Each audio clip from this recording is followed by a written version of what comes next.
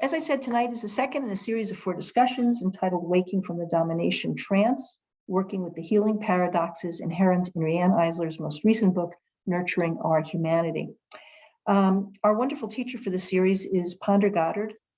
She says this of herself. She's a bookworm, a cat mother, a PhD candidate in clinical psychology. She's also an experienced stage performer, children's entertainer, and spiritual crisis coach. And her research centers on applying Dr. Eisler's biocultural partnership domination lens to women's personal narratives of intimacy, sexuality, and relationships. And she's currently working on finishing her dissertation. So it's really, really generous of her to be with us when she has this impending conclusion to her dissertation, which she needs to be working on. Ponder is a devoted student of Dr. Eisler's and ever grateful for her generous collaboration and oversight in this work. So it is my absolute pleasure, and it's with great gratitude, that I introduce to you once again, Ponder Goddard.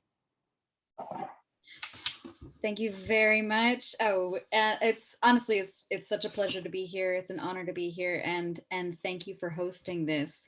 Dr. Eisler's work completely changed my life. It re-landscaped my inner world when I first encountered it, and I'm just always delighted for any chance to share that and dive into the work and deepen a relationship with it with other people who are excited as I am about the real possibility of a partnership society and the fact that we've done it before as a species and we can do it again. So I don't know how many of you have actually been able to read the book this week. It was the original plan as well, but this week, especially given current events, chapter 8 called to me to dive into with all of you today. So if any of you have your copy of the book, feel free to open up to chapter 8.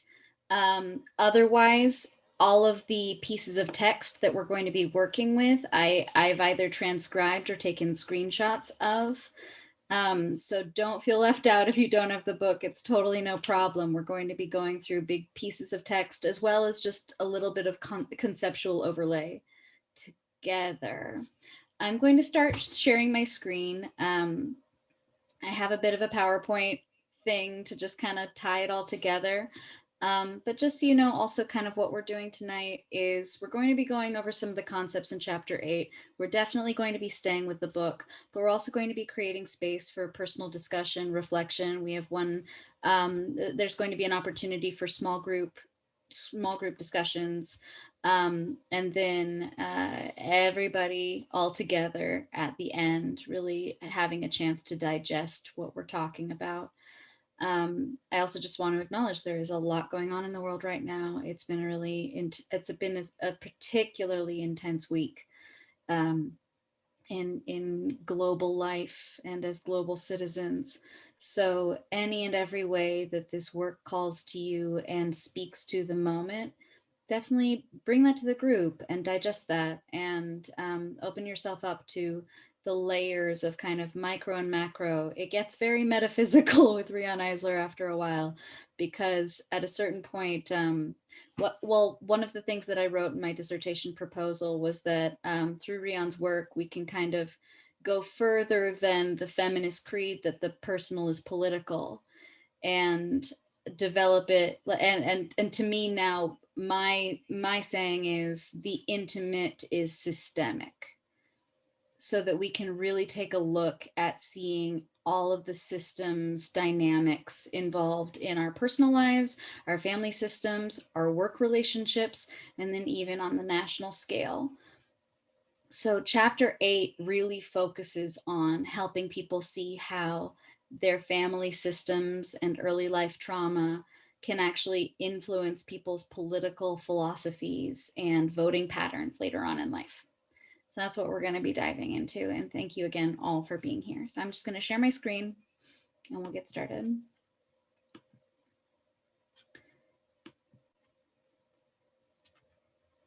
Okay, can everyone see that?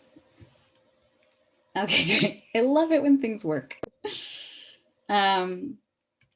Okay, so also I just wanted to, I said last week, it was 2 weeks ago. So feedback from last fortnight. we thank you all, anybody who wrote in, anybody who sent feedback to me or Donna. I really appreciate it. It does help me improve over time, so please keep it coming. There was one request that we could be a little bit more careful about using jargon, using vocabulary that people might not be familiar with. So because I have the very specific disability of being a PhD candidate, I don't always know when I use words that other people won't understand. So please, please, please message me in the private chat or Donna, or even in the group chat. If I use vocabulary that's confusing, I need to know, and I can define it for you. Absolutely. One of them specifically was hierarchies of actualization. So I'm going to make a point of defining that for you as well. But please, please, please, Riane actually invents words. That's part of her scholarship. That's part of her contribution. And I don't always remember which words she invented and if they're unfamiliar. So that's very helpful feedback for me. If you can let me know if I'm not communicating because of the words I'm using. We are also going to try, like I said, small breakout rooms tonight.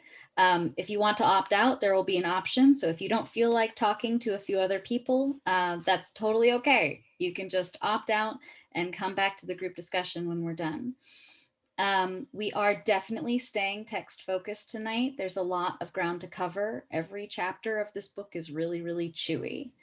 That being said, I very, very much invite personal reflections.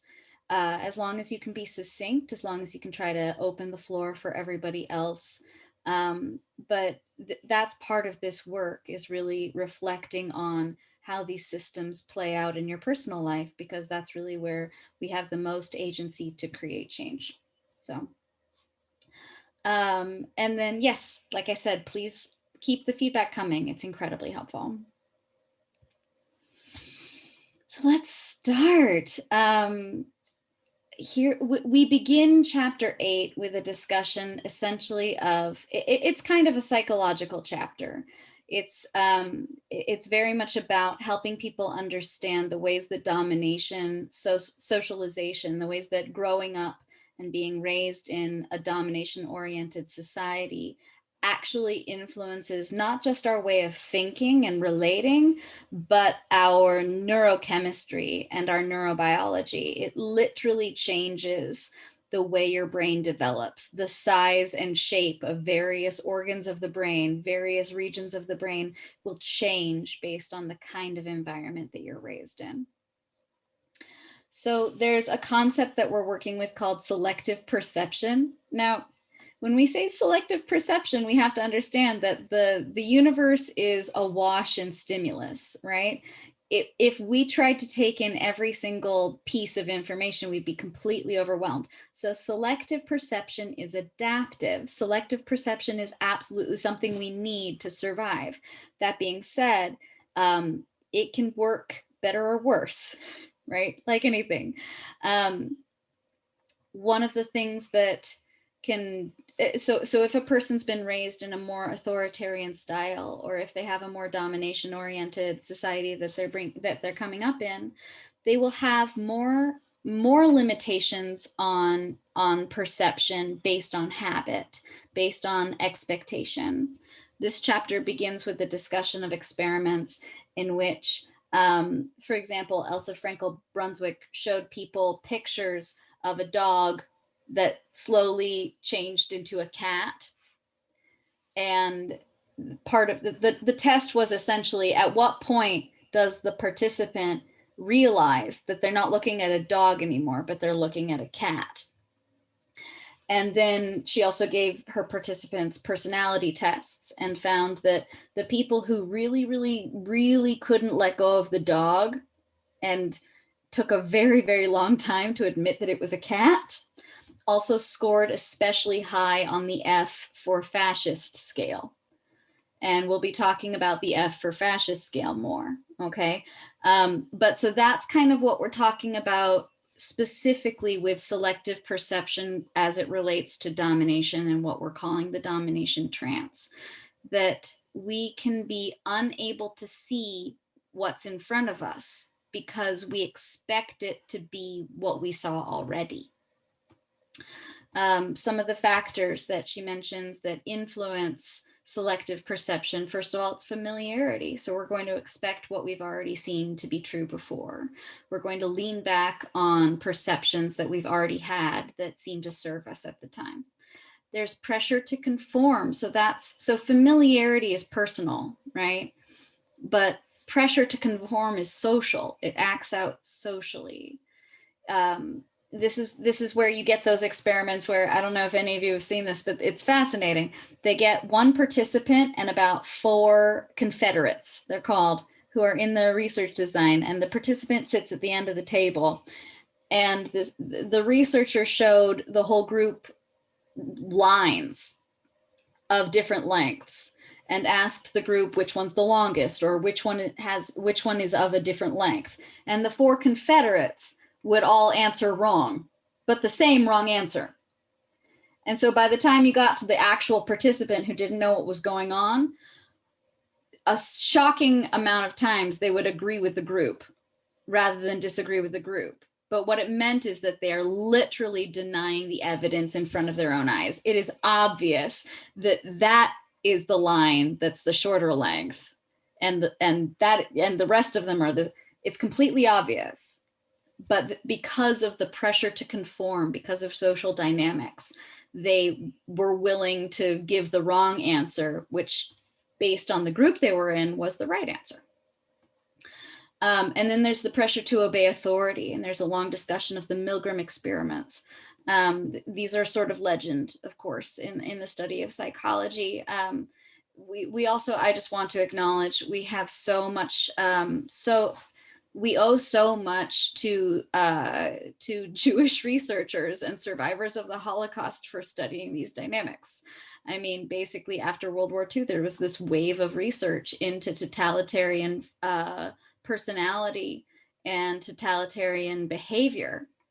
And we very, very much owe that to the survivors because they really did the work to try to find out why these things happen and how these things can happen. So I also just wanted to acknowledge.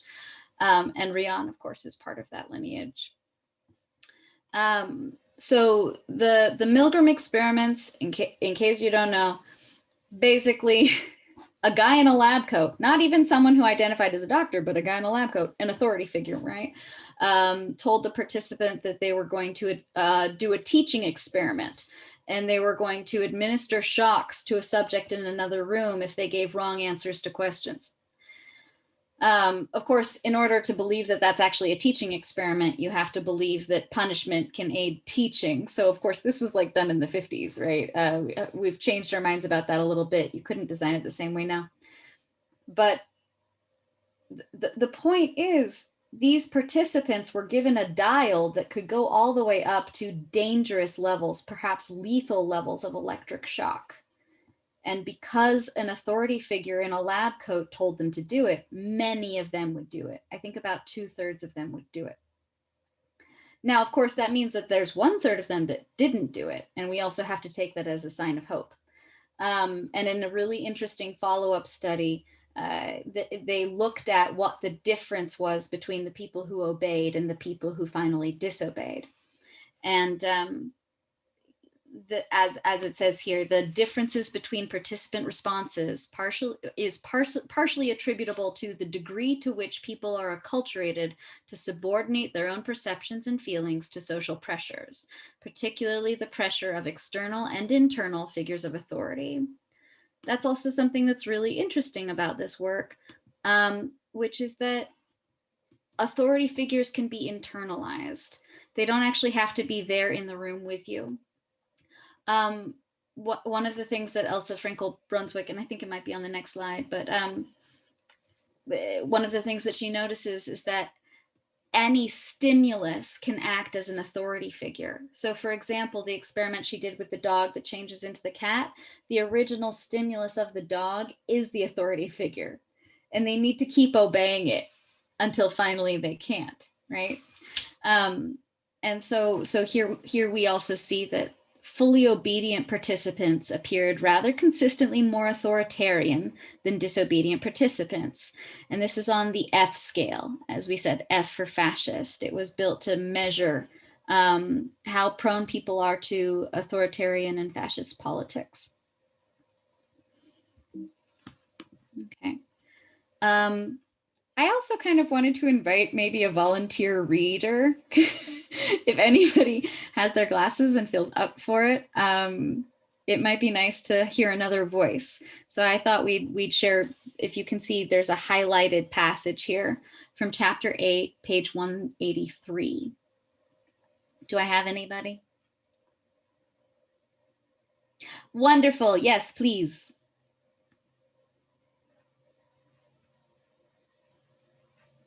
Oh, can we let the participants unmute themselves? Good. Perfect. Okay. Hi. This takes us to the pioneering experiments of psychologist Elsie, was it Else or Elsie? Elsa. Elsa Frankel Brunswick, one of the developers of the F scale, and her findings that people who scored high on this scale generally came from families where deviation from norms was severely punished. Specifically, what Frankel Brunswick's research shows is that the people who scored high on this F scale had typically grown up with a great fear of punishment in families with powerful authority figures. She also found that people from these kinds of backgrounds, in her words, people from families where roles were clearly defined in terms of dominance and submission, tended to develop as an us versus them mentality and to support strongman leaders. In short, her findings not only foreshadowed Milgram's and Earle's later findings that people from authoritarian backgrounds tended to follow orders regardless of how much they hurt others, they also showed that these people were prone to vote for and support authoritarian leaders. You want me to read all the? Just the next paragraph, please. In a related set of studies, Frankel Brunswick further found that, in addition to their tendency to conform to authority, people from authoritarian families also tended to lack tolerance of ambiguity and have a strong aversion to complexity. In these highly stressful families, she writes, certain aspects of experience have to be kept out of awareness to reduce conflict and anxiety and to maintain stereotyped patterns. Thank you so much. That was beautiful. Thank you. My pleasure. So then we go into a look at a few more studies. For example, there's one in which participants are first asked some demographics, among which are your political identification, and you're allowed to identify as either conservative or liberal. There might have been others, but basically you're grouped into those categories, but you're self-identifying as a conservative or a liberal. And you're basically sitting in front of a computer and letters flash up on the screen and you're supposed to type the letter that you see, right? And it was just M's and W's. Now in this experiment, M's showed up 4 times more than W did. And so people were basically conditioned to expect an M. And then the W was the different stimulus, right? And you just kind of do this as quickly as you can. You pace it yourself, you know.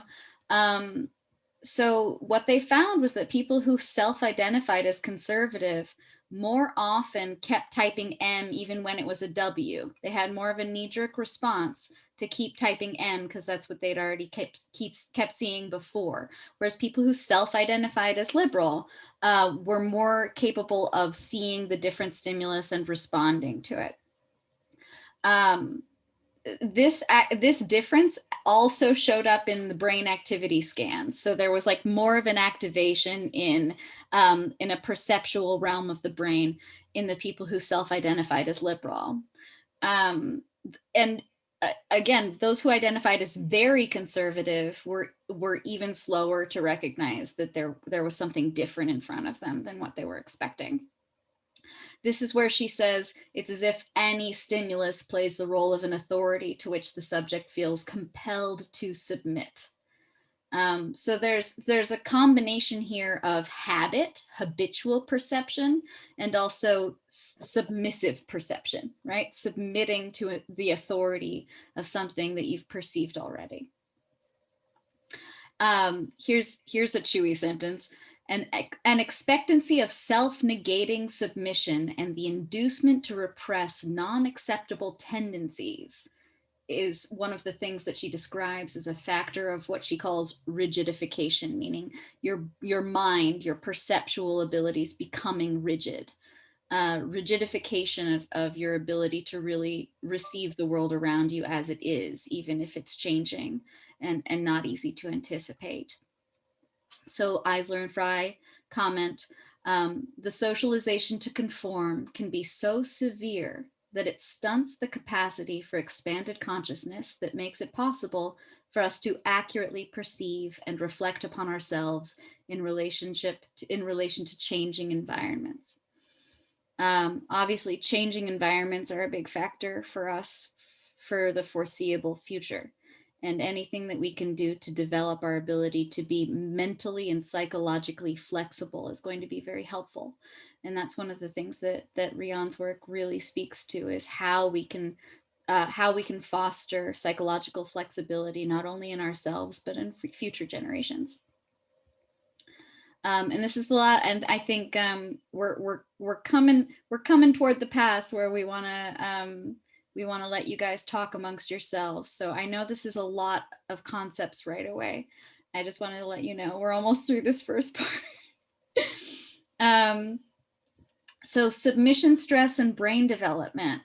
As I mentioned before, literally the biology, the structure, the size of sections of our brain and its ability to influence our consciousness are affected by how we're raised and the society that we're in. And actually, chronic stress can affect the size of certain parts of the brain, even in adulthood, within a year or two. Okay, so our brains are plastic. It's what we call neuroplasticity. Our brains are able still to change in adulthood. There's a lot of mythology around, like, once you're 25, your brain is formed and that's kind of it. That's not the case. Our environment changes our biology at every level through our lives. Obviously, as we age, that plasticity decreases, but it doesn't go away. So one of the things that we discussed a couple weeks ago that I got flagged as a jargon word that some people might not understand, and again, I apologize, is the idea of maintaining factors. So I wanted to just briefly define what we mean when we say maintaining factors. It's an idea from cognitive behavioral therapy. It's an idea from behaviorism originally, that there can be factors in a person's life, essentially, that keep a behavior going, even if they kind of want to stop the behavior. So for example, in addiction, if you're counseling somebody who's trying to recover from addiction, you want to look at what the maintaining factors are in their life. For example, do most of their friends use? Are they married to someone who uses? Are they in a really stressful work situation? Are they trying to escape symptoms of withdrawal by using again? Those are maintaining factors. So for example, a person with anxiety, maybe there's something in their life that's actually making them anxious, right?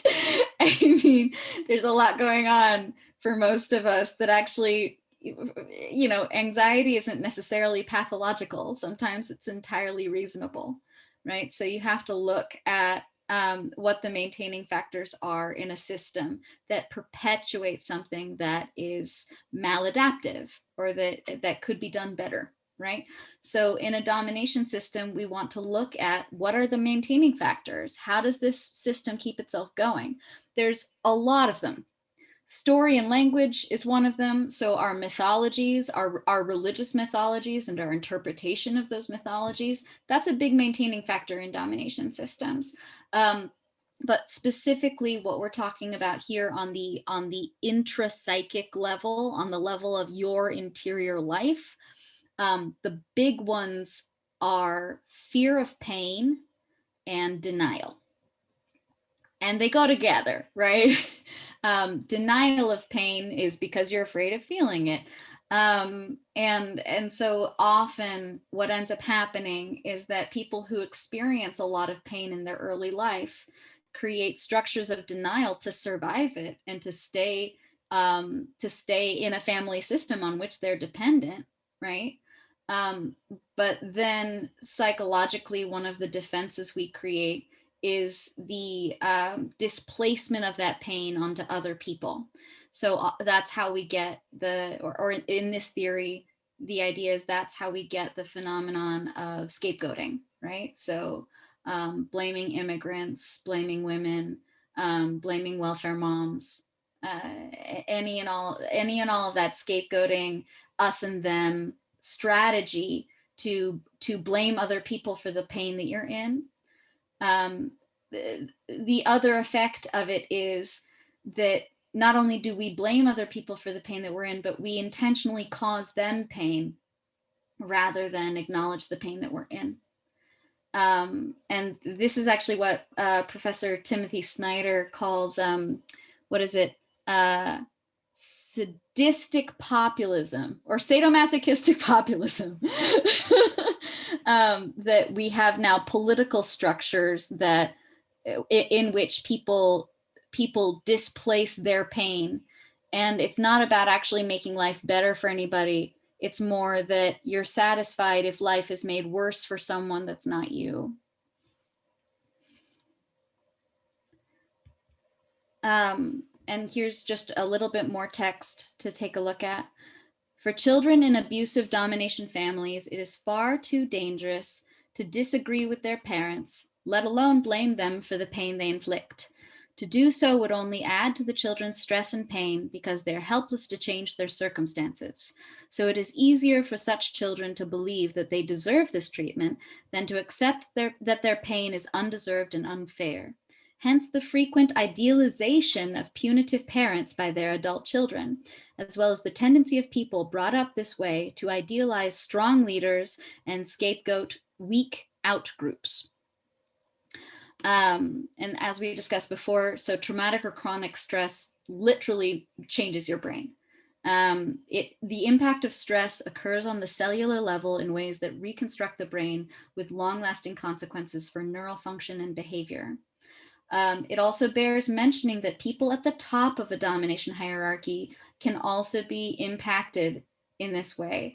I think you've probably all noticed that there's a fascination now in the zeitgeist with studying cult leaders and shows about cults. One of the things that we see is that there's a progressive deterioration of their ability to, first of all, just even maintain congruence of their own personality, but also to maintain control of the group. And I personally think that that's evidence that even that being at the top of a domination hierarchy is also painful. It's also stressful. It's also isolating, and it's terribly lonely. Now, these people do terrible things, but just because they don't have empathy for other people doesn't mean we can't have empathy for them. So also, yeah, being at the top, and this is, I think, very, very relevant to what we're watching going on the global stage right now. Being at the top can induce paranoia and reduce our ability to reality check, especially because once maintaining our power and domination over everyone around us is the ultimate goal, we're no longer able to actually receive critical feedback. And so even the people closest to us, our most intimate, say, ministers or allies, are unable to communicate reality to us. And that creates genuine dysfunction. and it doesn't actually take long sometimes. Okay, so we're gonna get ready for breakout rooms. I put some possible discussion questions on the screen. My guess is that all of you are already having a million brilliant thoughts about all of this. So I want to invite you to ignore my suggested questions and have a conversation amongst yourselves. But just some of the possible questions I thought that you might want to take a look at is thinking about if your family system was more or less authoritarian. How do you see your family system influencing your politics, or did you rebel, or, you know, do you see a pattern of influence there? Do you feel like you're good at noticing changes in your environment? Do you feel like you're good at recognizing when there's a shift or when reality is unpredictable? And also, and also, like, have you lost friends due to political differences in the last 5 years? And just reflecting on that, because I think a lot of us have. And whether or not that the idea of rigidification might play a part in that for you or for them, you know. So those were just some personal questions I thought I'd invite you to. We're gonna give you about 7 minutes, I think, in some small groups to have a nice little chat. So like I said, if you want to opt out, you can stay with me. You can also go into your own private space. It's totally up to you. Minu, take it away.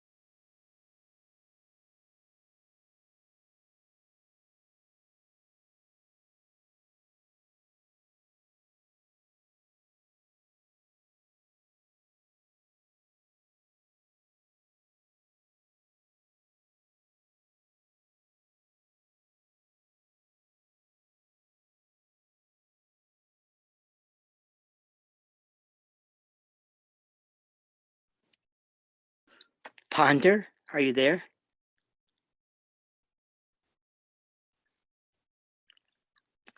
Yes, I am. Hi, this is Trevor. Hi, Trevor. I came in late. Oh, uh-huh. I caught some of the slides. Uh-huh.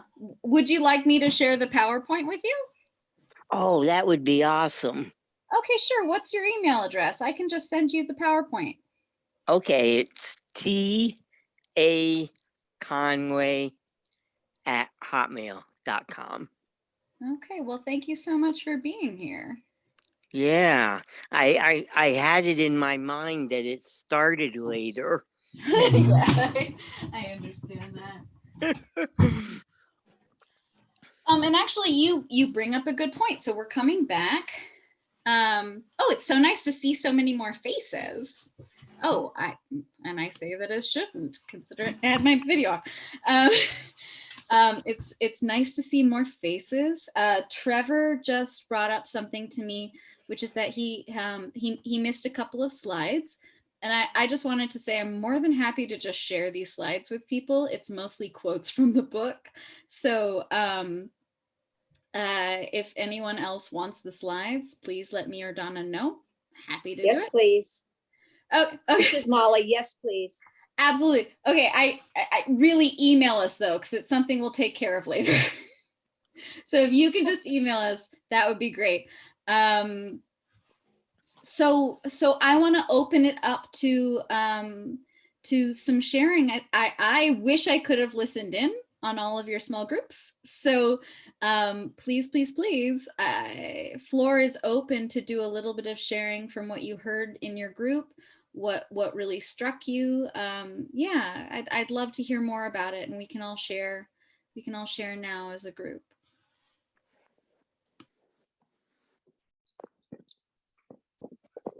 I will share. This is Chalet in Kansas City, Missouri.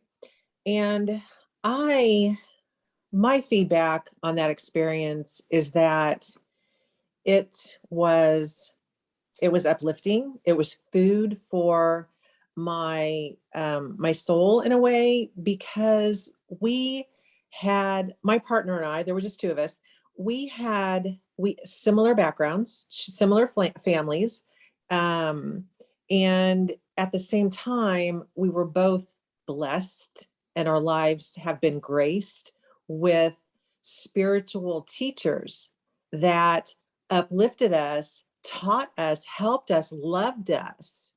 And we are here in this group wanting to grow and expand and change and contribute and learn more so that we can assist this world more.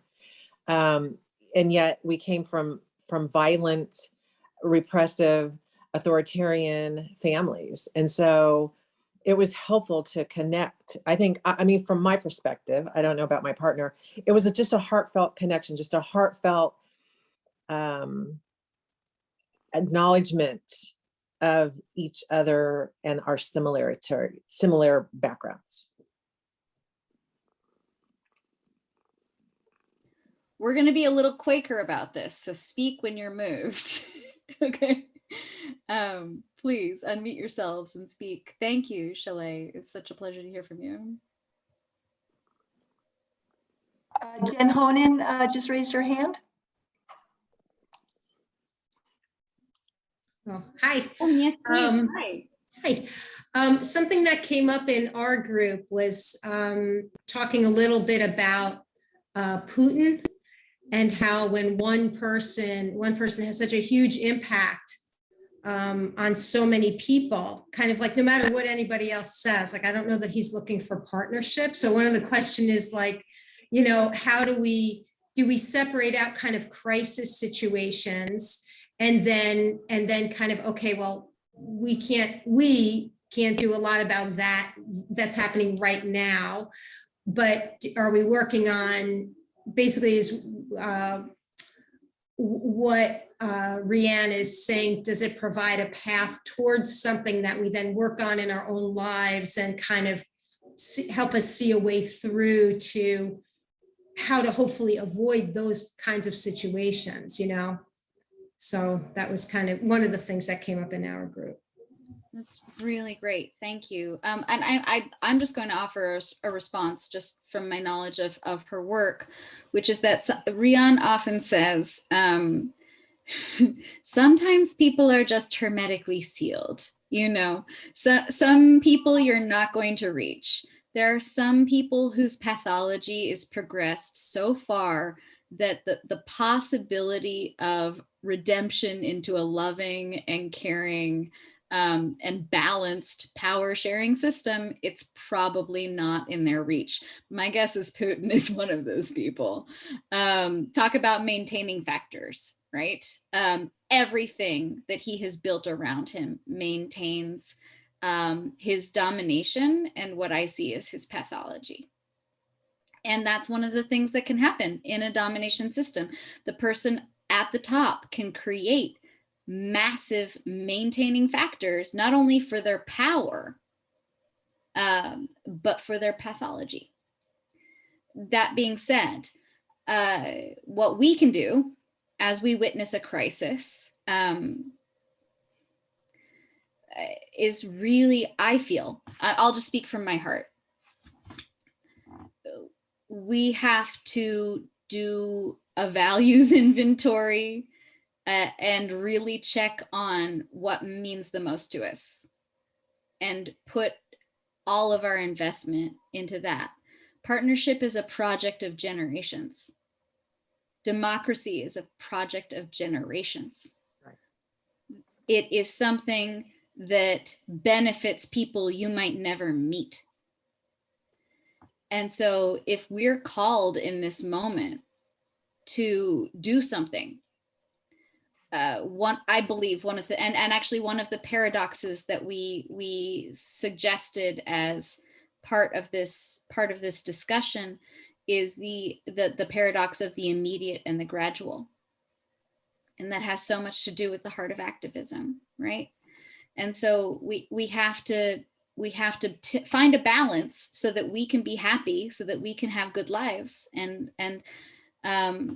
but we have to find a balance between finding the immediate satisfaction and knowing the gradual project. Does that answer that question at all? Yes, Joanne. Ponder, you were just talking about the comment that I made at the end of my little group because I got disconnected, which is because of where I live. And for us to talk about domination and power, of course, we're seeing an awful lot of that right now in the world, to do with power having to do with money. And as opposed to power having to do, Putin has money and friends with money, and he's the head of a huge country. But if we want to begin to change things, it's kind of like I plant a tree knowing that it will provide shade for my great-grandchildren. It doesn't stop me from planting the tree. It's that I have compassion and love for future generations. And the same is true of this language we're using. Hopefully, in another 5 or 10 years, this language will become normalized, right? Does everybody remember when they started using she as well as he in books? There was an amazing pushback and people were like out of their minds. Oh my goodness, why are you doing this? And of course, it took a very short period of time, like maybe 10 years, which for a lot of people seems like a very long time, depending on your age. And I think that the more we talk about what Riane's perspective is and what the domination trance is and what domination looks like versus partnership, then we begin to have change seep into the cracks of life when people start to share the same language. So that's my perspective on that. And for today, I'm just going to treat people with compassion and kindness. And I know it won't change Vladimir Putin, but the people of Russia will change Vladimir Putin eventually. That's because I'm an eternal optimist and I have faith in us. And I grew up in the 60s and we really did change things. Wonderful. I also want to say that because, oh, Jane, you have your hand up, please. I was going to say, in Russia now, the people are protesting. It's already going on. But the line you used, Ponder, the intimate is systemic, really grabbed me, because my question that I asked my group is, I grew up with a father who liked to beat people up, in myself included. And I was that way for a long time, and I was a real bully when I was a kid, but I'm not now. So, and I have a long time to work on it. But what is it that I chose? And spiritual guidance had a lot to do with it. I was beginning to realize the anger was eating me up. So I went and said, you can't be, this won't work for you. You got to stop this. But if I could figure out a way to patent what I learned how to do, I would sell it or I would give it away. Yeah. Because my impulse, and I still have it. I mean, if I could shoot Putin, I probably would try. I feel the same way about some other political figures. But I mean, but I know that that's just stupid, you know? But it is an impulse that's left over from when I was a kid, but I somehow have turned over, and I found myself a knee-jerk response today, going around being so nice to everybody I met. I was friendly, I greeted people even behind the mask. It was just an instinct. We can't behave the way they're behaving over there. We got to behave this way. So I don't know. It's like, how do we go from there to here? And I seem to have done a lot of work on myself in that regard, but what do we call it and how do we talk about it? And I think Joanne, the other word that I remember you say she, remember when they started using Ms. drove everybody crazy, couldn't stand. You have to, the reason I got my doctorate was so nobody would have to define me by my marital status, which is not a good motivation, but it's why I did it. So that was a big word. That's wonderful. Jane, thank you so much. I have to admit, one of my first experiences, one of my formative experiences of political activism was protesting the invasion of Iraq in 2003. And I remember when we actually went in, the day, I was in high school. And the day that we actually went into Iraq, I had the exact same impulse that you described. I literally went around my school asking people if they needed a hug. That was my activism that day.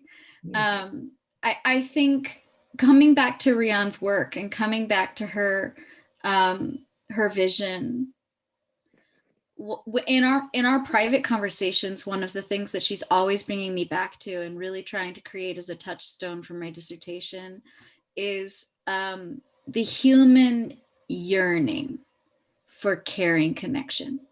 Oh, that's great.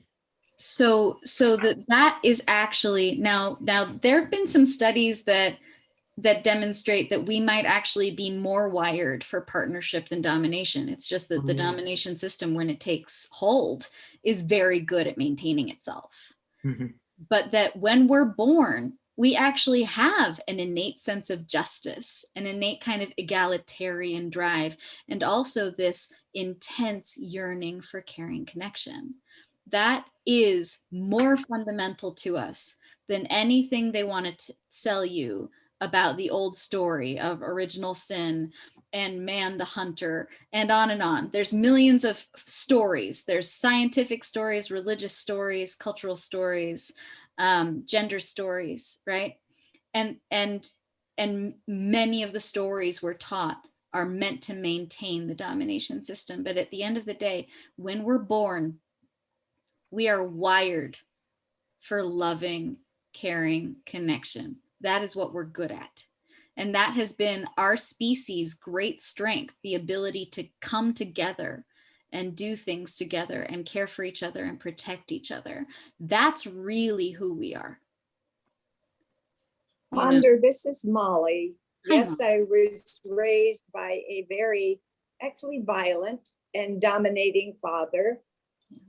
But my mother was nuts, certifiably. So my savior was my dad. I had to have dad. Well, it's not very far to go that I ended up in a totally patriarchal system where everybody's the father, the one up in the sky, which isn't there. And the archbishop and bishop and the guy you work with and da da da da da.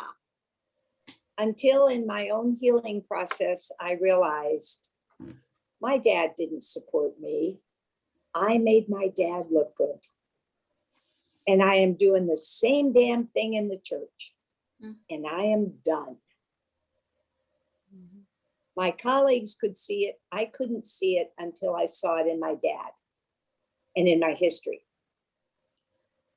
Once I didn't need to do that anymore, I was out, and I am out. And yeah, there's no fixing that institution. It is huge. It is the wealthiest thing on the planet. So my thinking that I'm going to change the church? Oh, come on, honey. No, you'd do better to leave and do something else with all the people who have been trying to tell you, you're making him look good, Molly. He's crap as a pastor. You're the pastor. Stop it. Okay, I did. Yeah, bravo. And I'm sure a lot of people here can relate to that story. It sounds like yours is particularly intense, but I certainly know that other people can relate. And that is the journey, you know, this, what we're talking about, waking from the domination trance. It's this moment. Riane talks about it in the 60s. She had this sudden awareness that her personal problems weren't personal. You know, it's the feminine mystique, right? It's that moment where people are suddenly waking up to, this isn't just my problem. This is a social problem. And so one of the ways that we also can really facilitate awakening in ourselves and others and deepening partnership systems in our personal lives is looking at what these maintaining factors are in the domination trance. Fear of pain, right? Which also I always mention when we talk about fear of pain, we're not just talking about physical pain. Studies of our neurochemistry show that the body doesn't actually distinguish very well between emotional pain and physical pain. It's why people can literally die of a broken heart. They actually can, like, you know, people whose partners die, often they're more vulnerable than to die of a heart attack, literally dying of a broken heart. So fear of pain is one of them. We have to look at what am I avoiding feeling in the decisions I'm making in my relationships, and also denial. What suffering has happened in my life that I haven't fully dealt with, that I haven't integrated from, that my consciousness is still fragmented from? That's the work on the internal level. And then, you know, again, micro and macro, right? We're worried about these national dramas, and they're huge.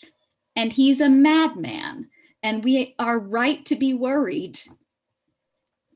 That said, what we can do and what will help us live a good life has to do with rooting out these patterns of denial and fear of pain as our primary motivation for action, and instead planting these seeds of caring connection and letting people know how much they mean to us, and being vulnerable and being exposed and taking those risks and actually living the life that we care about.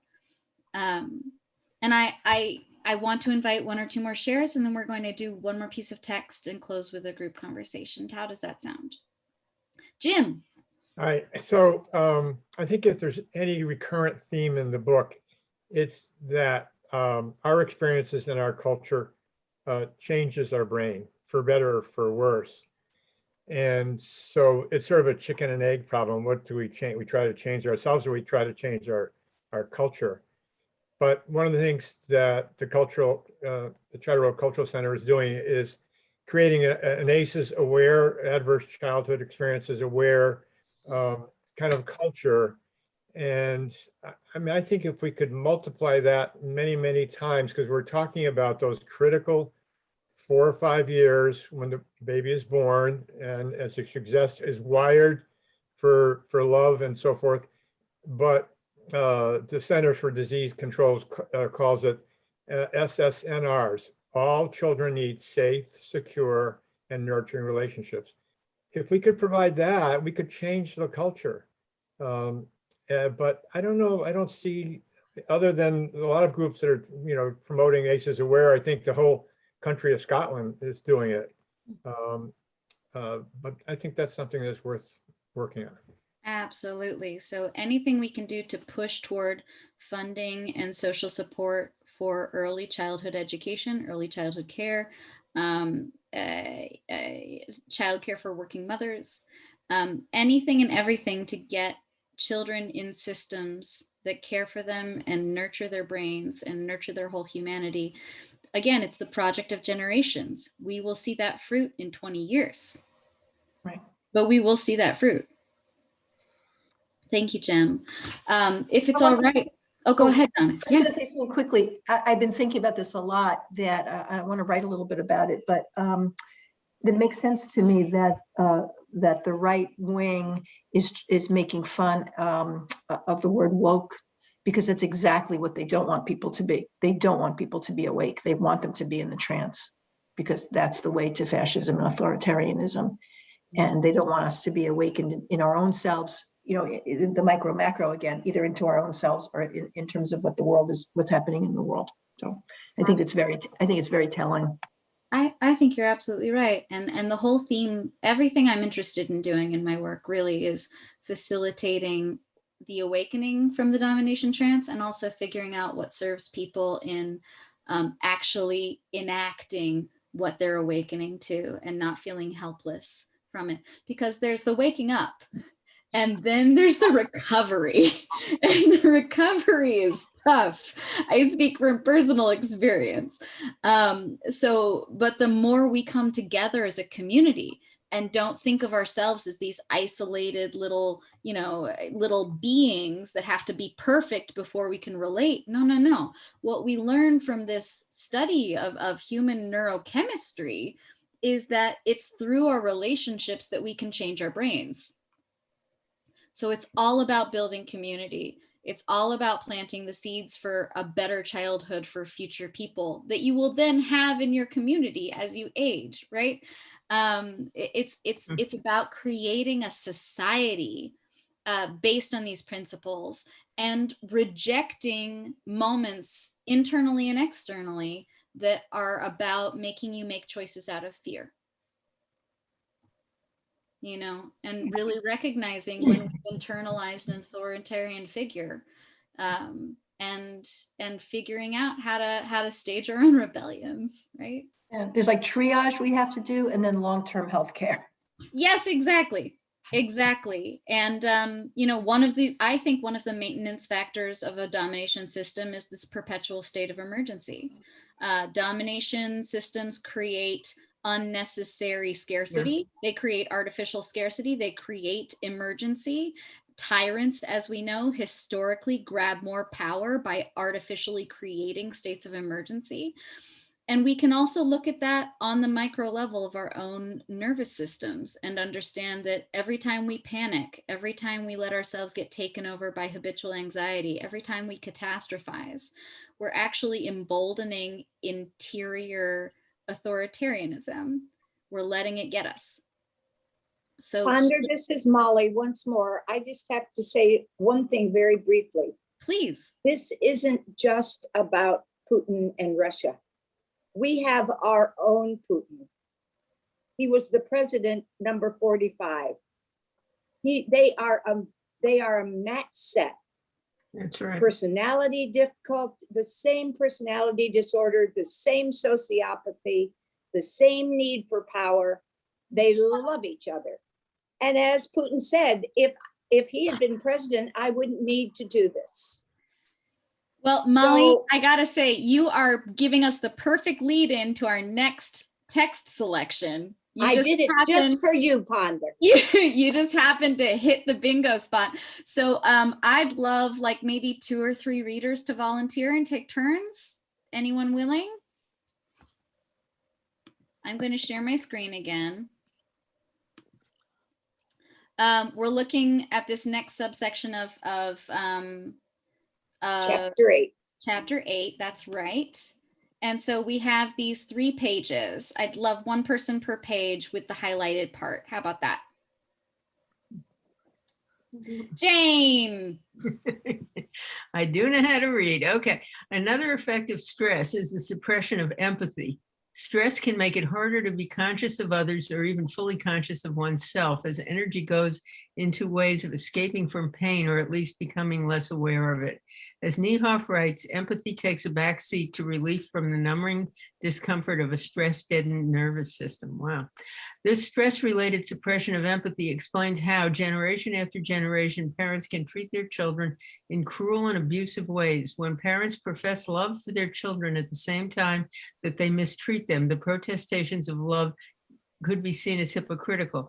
However, Frankel Brunswick found a fragmentation of consciousness in people who, as children, were subjected to a great deal of fear of punishment. Parents who love their children, having learned to fragment their consciousness, can treat their offspring in unempathic, stress and pain-producing ways through denial. In denying their own harshness, parents also deny the maltreatment they themselves suffered as children. And all this denial has been and continues to be a key psychological mechanism for domination systems maintenance. Excellent. Tiffany, did I see your hand up to read next? Oh, that was an accident, but okay. Oh, would you please? Because I saw a hand. I That's saw a okay. hand. I was trying to screenshot the Oh, well, would you be so kind? Sure. Bear with me 1 second. Sure thing. Just read the highlighted part. I just lost the Zoom. Let's see. In the politics of denial, social psychologists Michael Milborn and Cherie Conrad document how people were abused as children are often drawn to political leaders who advocate a punitive social agenda. This, they note, serves as a means of deflecting repressed pain and anger against those perceived as weak and evil, exactly how they were taught to perceive themselves as children when their parents punished them. Milborn and Conrad point out that the conservative political agenda tends to focus on issues, and the common theme is punishment or retribution, such as capital punishment, heavy investment in prisons, use of military force in international affairs, and punishment of immoral women and gays. These issues, they write, often serve as an arena for displaced childhood rage, fear, or helplessness, and an excuse for rationalizing the long suppressed desire for retribution. Thank you so much, Tiffany. We need one more volunteer. You're welcome.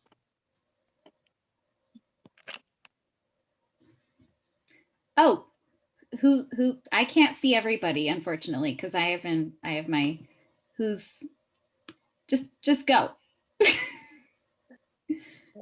Continue. As Milborn put it in a Newsweek interview after the photos of U.S. torture of Iraqi prisoners at Abu Ghraib, yeah. Abu Ghraib were published, a major component in this politics of punishment is denial. Commenting on how Rush Limbaugh could dismiss these barbarities, I'm sorry. No, it's perfect. You're doing great. As no more than what happens at the Skull and Bones initiation.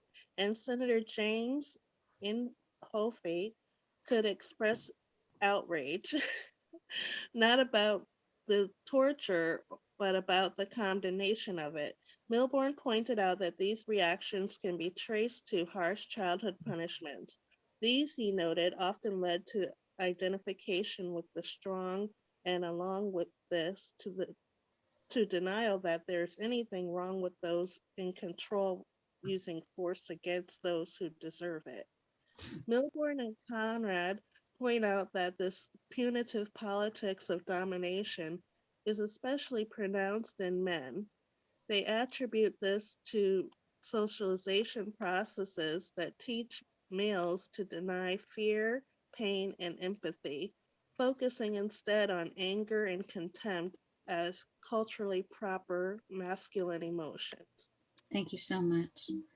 All right. So, and now we're really just open for conversation. That's kind of where we're going next. So please, please, please, we have 13 more minutes together. Talk amongst yourselves. Let's talk about this. Tiffany, I am delighted to see your Goodwin screen shaver. I'm on the board at Goodwin and on the foundation. I love the place. Me too. I just started this fall. Oh, excellent. I'm a bot student from the Charter Oak Cultural Center. Well, I used to work with that lady also. Tiffany, it's great to see you, and congratulations on Thank you. I made going the to Goodwin. dean's That's list, fabulous. too. Yeah. And Tiffany just made the dean's list. She All right. just made the Hey. dean's list. Thank, Bravo, bravo. thank you. Ponder, can I ask you a question, please? Absolutely. You said something, I lost the last word. You said it's through our relationships that we can recover our brains, or what exactly did you say? Oh goodness. Quoting myself is the hardest thing. Or the general But idea. basically the general idea, I think, was probably, this was me 5 minutes ago. I've been 10 people since then. Okay. But basically the idea is that it's through our relationships that we can recover our natural abilities to be more partnership oriented. So rather than sort of I have to say again, as a mental health professional, I think one of the detriments of the mental health model has been that it allows people to think that they can go heal in private and then have their life get better. But actually what ends up happening is your life gets messier as you're realizing all the things that you have rejected from your awareness. And you need people in your life who can really facilitate your healing process and create community and be compassionate with you as you're making those steps. And that's what I'm talking about when I say that it's through our community and through our relationships that we can actually heal from domination and create a better way to be together. I was studying with a spiritual leader who's American, but she is of the Hindu faith and is a disciple of Amma, the hugging saint. And she said Amma had said that the way to heal yourself is through relationship. And so, rather than the solitary model. So when you said that, I'm like, oh my gosh, that's what I forgot her name. Oh my, Gowrie had said that Amma had said about the relationships are what heals you, but they can also be they can flip right to Absolutely. the other. Absolutely. Mm-hmm. I mean, so I'm with Amma on this, except with the caveat that we have to practice discernment. We Right. have to care for ourselves in discerning what relationships to keep and which ones to begin to marginalize in terms of our priorities. Because as we wake up from the domination trance, we realize that there are relationships in our lives that are maintaining factors in domination and are not actually serving our growth and are not actually investing in our ability to nurture ourselves and each other, right? So at a certain point you start, as you're starting to wake up to these systems and how they work, you start having to cut costs, right? You start realizing where you're putting your investments and you're not getting the payback. And really the payback is that you get to stay in denial, that you get to put off healing for another week or another month or another year. And that's the payback. And at a certain point, I think, and I imagine all of you have already been there, there's a moment where you realize, I don't want to pay for that anymore. I want to get something else with my energy. I'm going to put in a plug for a damn good psychotherapist. It needs to be someone around whom you feel safe and respected and listened to. and who has also done their own work. Having a degree does not cut it. I got a bunch of them. It is not what has made me a good therapist. Doing my own deep healing, that is the only tool I have. If I haven't been where my client has been or close enough that I can hold them in that and be with them in that, I can't offer any healing. Because that's already a hard enough place for them to go. And if it scares me too, it's the same old, and it's just another wounding. But if I've done my work, then I can be there. I promise I'll be quiet. I wanted to bring up something about contemporary politics and relationship. I have a lot of relatives and friends who are pretty conservative, you know, and they're Trump supporters and they're Fox News watchers and all the rest of it. But at the same time, all of them are people who are very caring and very compassionate towards people in their communities, people in their families. You know, they all try really hard, even though they know my sentiments and my sister's sentiments, to maintain relationships somehow.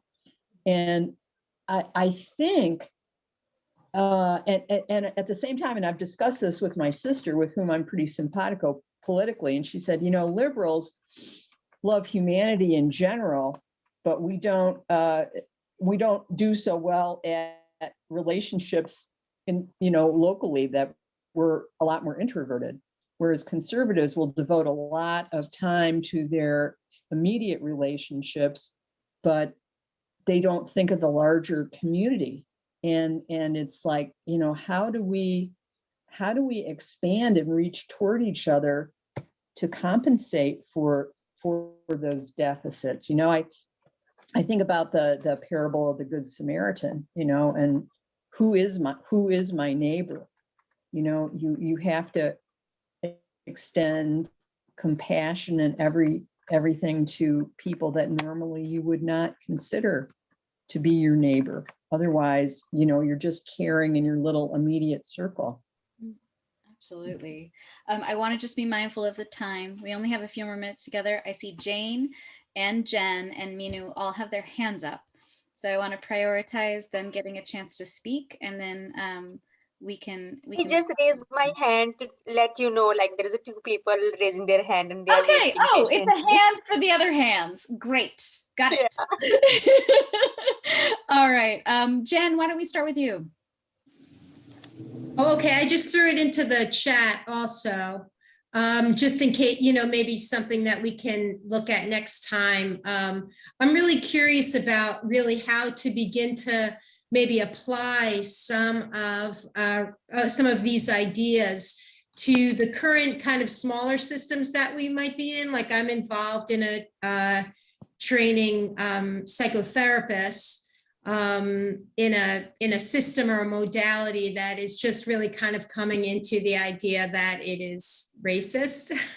and so how do we, in these models that have not set out to be domination models, but kind of are patriarchal by structure, are classist by structure, are racist by structure, and how to begin to use some of like kind of practical application to begin to use some of Riane's work to try to shift those. So that doesn't have to be for now, but it's just something I'm thinking of hearing everyone's comments. It's terrific. Yeah, I think that's always that was also why we built in the idea of the immediate and the gradual, right? We'll be talking about activism in our last session. So it'll be a month from now, but we're definitely going to get there.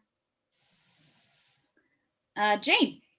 Yeah, I want to agree with what Jen just said, because I keep coming back. I keep looking at racism. Racism is inherently a dominating model.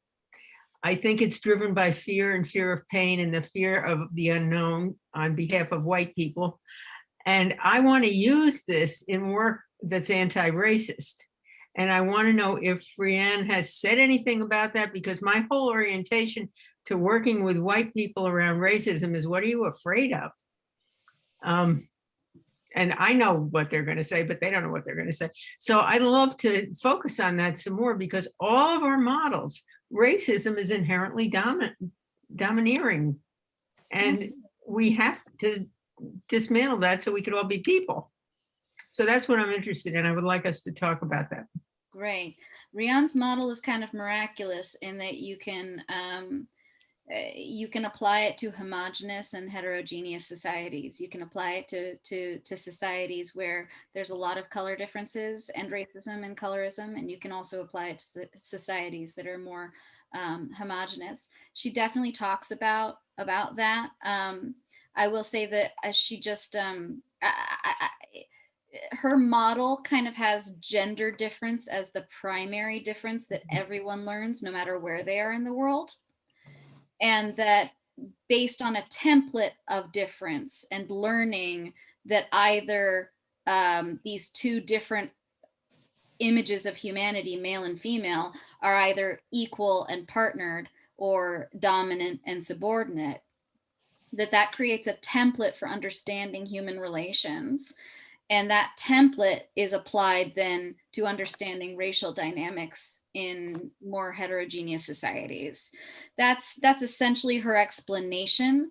Obviously, we know from the doll studies of children, for example, young children of color were asked to like identify the prettiest doll and then identify the doll that looked like them. Mm-hmm. They sometimes wept over this, and they're 3 or 4, right? So even if gender is the fundamental or the first, everything else happens really fast after. Yep. Or at the same time, right? In a homogenous society where there isn't a lot of racial caste, you're still going to have the immediate impression of gender as either a domination-oriented difference or a partnership-oriented difference. And children pick this up really quickly. They pick it up really quickly who matters the most. And so they learn based on the color of your skin where you are in the hierarchy. They pick this up fast. I think this question of activism and how this applies to anti-racist activism, and also I want to let Jen know I'm totally holding that question of the mental health field and how I recommend, by the way, it's expensive. I recommend going to the library and getting them to buy a copy of Even the Rat Was White. For a study of the mental health field and its history, essentially as a tool of white supremacy until very recently. Oh, yeah. So we definitely need to work within these systems and push against them from outside. Everyone's going to have a different job to do. Everyone's going to have a different passion. But this model can be applied within systems to change them, and it can also be applied to taking down structures that are oppressive. Jim. Oh, quick, I think it would be great to continue to discuss the problem of toxic masculinity, which is supported by, so many parts of our culture, Hollywood and the media, social media, the gun culture, so that even as children, they want to, emulate the tough guy. Absolutely. So absolutely. Well, actually, chapter 9 has so much to do with intimacy, touch, gender expression, the erotization of domination, as Riane calls it. I recommend all of her books. I really do. But Sacred Pleasure is incredible for looking at gender and sexuality through the lens of the domination partnership spectrum. It was published in 1997, and it doesn't necessarily have all of the updated gender awareness that we need right now, but it's brilliant, and I recommend it to anyone. I see people do need to go. Yeah. Go ahead, Pandra. I just wanted to say one word before we leave. Did you want to say something? No, go ahead. Okay. First of all, I want to thank you so much. This was just glorious and rich and textured and really a marvelous discussion. Thank you all for participating. Thank you for leading us.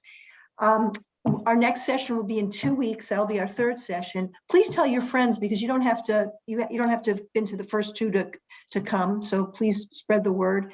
And, we talked about connection being healing. So this group is a study group, but it's also a healing group. And on this night, in particular, in the shadow of war, I think that we being together and looking at this in a serious way and opening our hearts to one another, we spread some light. And that's exactly what the world needs. So I wish you a beautiful 2 weeks, and please God, peace in the world, and keep up your good work. And thank you. Look forward to being with you again. And Ponder, thank you. Thank you all so much. Blessings, everyone. Thank you. Bye, everybody. Be well. Bye-bye, everyone. Bye. Bye. Thank you. Bye-bye. Thank you. Thank you.